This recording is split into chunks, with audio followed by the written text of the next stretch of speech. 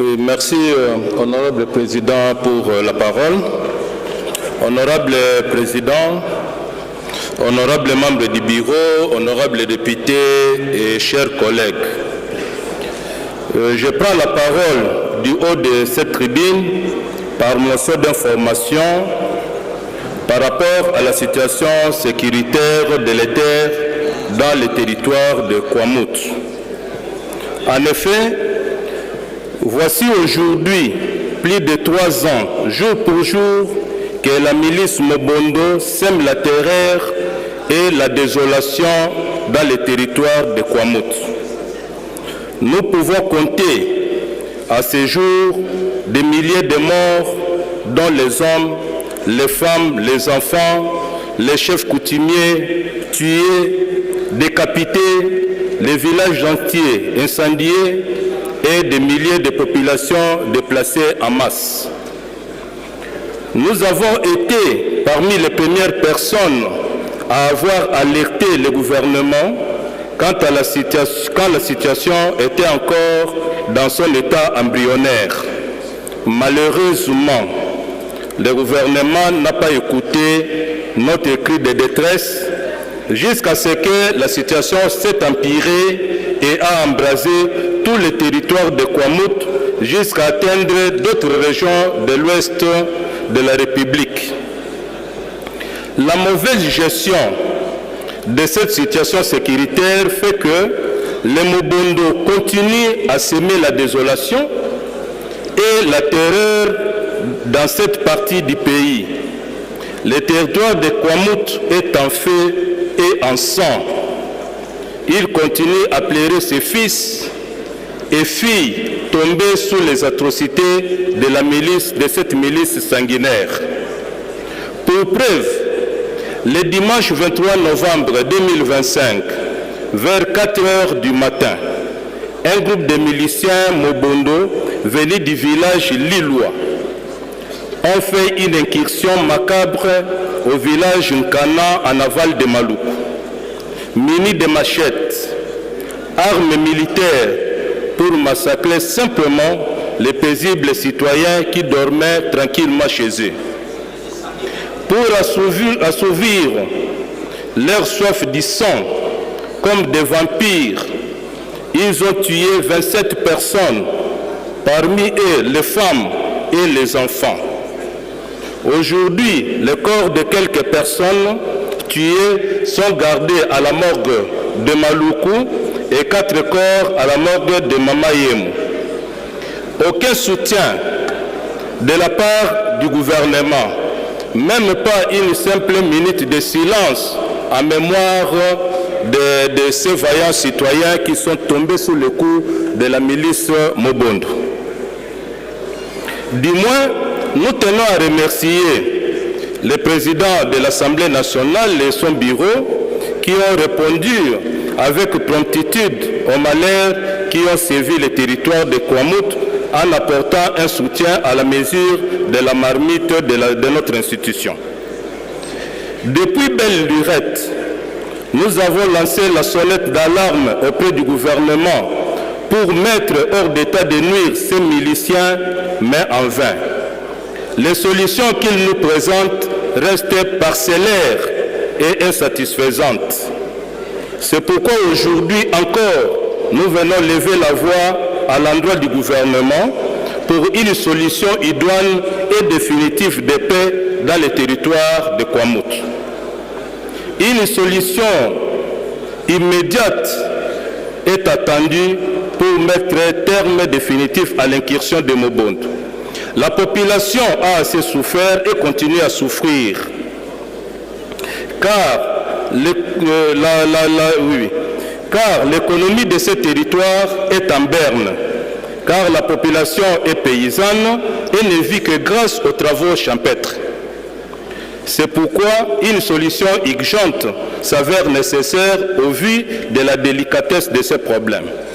Pour ce faire, nous voulons proposer à notre bureau d'inviter tout azimut et avec urgence les VP ministres de l'Intérieur et VP ministres de la Défense, accompagnés de leurs experts, pour une séance de travail, même à huis clos ici à l'Assemblée, afin d'une réflexion approfondie sur la situation sécuritaire à Kwamouth, même à l'ouest du pays ici, pour mettre un terme à ce phénomène qui n'a trop que duré.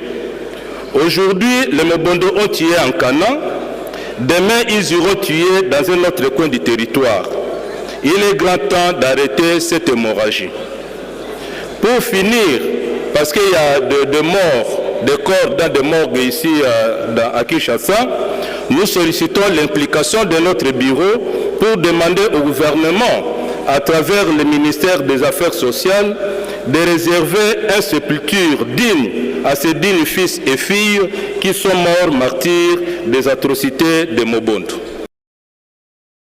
Ça fait simple. Le territoire de Kwamouth, ça fait aujourd'hui 3 ans jour pour jour que la milice Mobondo sévit dans ce territoire. Nous comptons des morts à milliers.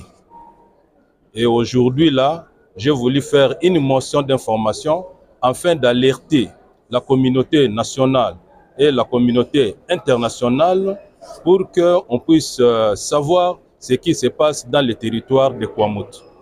C'est pourquoi nous avons voulu rechercher une solution non parcellaire, mais une solution idoine dans sa globalité.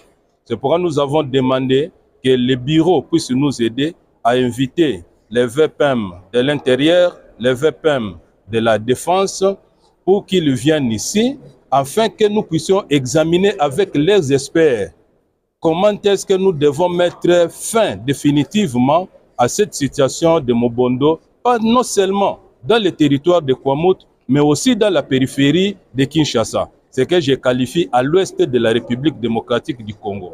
Parce que vous devez vous souvenir que les Mobondo ne sont pas seulement à Kwamouth, ils sont dans le territoire de Kenge, dans le secteur de Kimvula, dans le Bas-Congo, et à Kinshasa, ici à Malou. Donc, il faudrait qu'on mette un terme à ces problèmes-là une fois pour toutes. Et nous ne savons pas pourquoi cette situation-là perdure. En termes de pourcentage, il y a l'évolution par rapport à cette année? Il n'y a pas d'évolution. Il n'y a pas d'évolution parce que les miliciens Mobondo ne sont pas dans des villages, mais ils sont dans la forêt. La population n'entre pas dans la forêt, la population ne travaille pas. Alors que la population de Kwamouth, c'est une population paysanne. Alors, s'ils ont besoin du sang, ce que je qualifie de la vampirisation du territoire de Kwamouth, ils viennent ici sur le sang humain et puis ils rentrent tranquillement dans leur ferme sans que personne ne puisse les inquiéter. Et c'est ce qui nous choque, c'est cela. Pourquoi le gouvernement ne prend pas des mesures draconiennes pour mettre fin à cette situation-là? Pourquoi ça perdure alors que c'est à la porte ici de Kinshasa? On ne le sait pas. C'est le territoire de Kwamouth qui nourrit Kinshasa. Parce que c'est un territoire de cultivateurs, de paysans. Les maïs, les manioc, les bimpuka, avec lesquels on fabrique la chikwang. Ça provient du territoire de Kwamouth.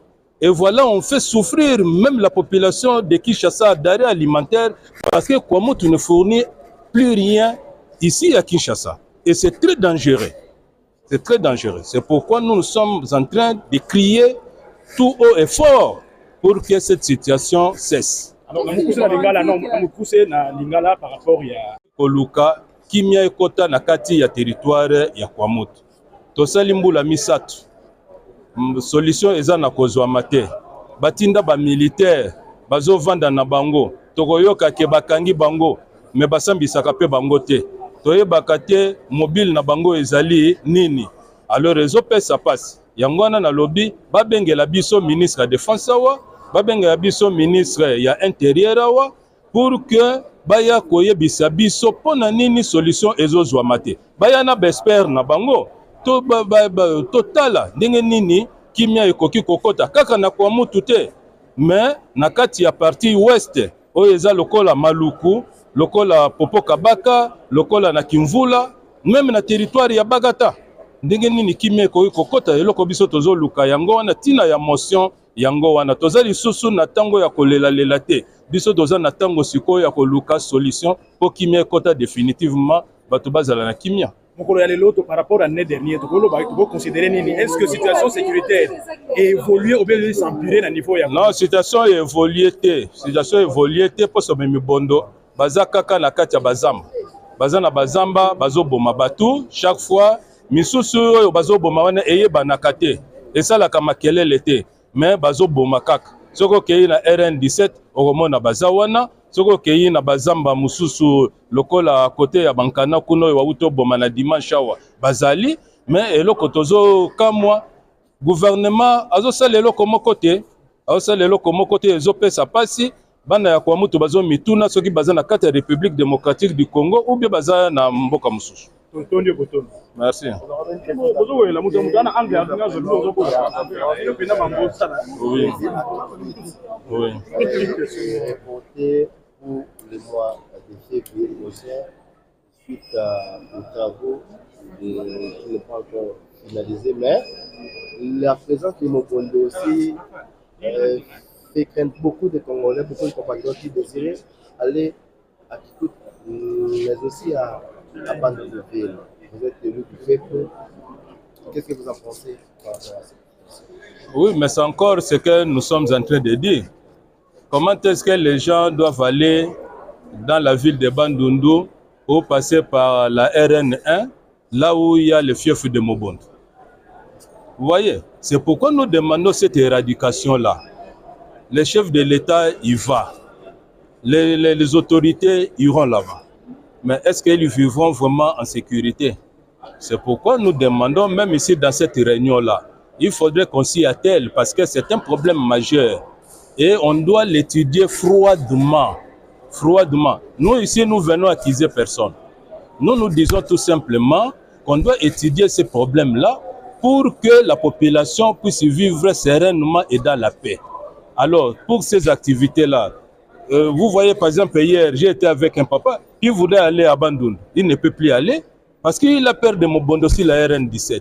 Et c'est très grave. Nous perdons même les investisseurs qui pouvaient venir investir dans la ville de Bandundu, peut-être aussi dans la ville de Kikwit, à cause de ces Mobondo-là. Vous voyez comment est-ce que la milice Mobondo freine le développement de notre pays et de notre région.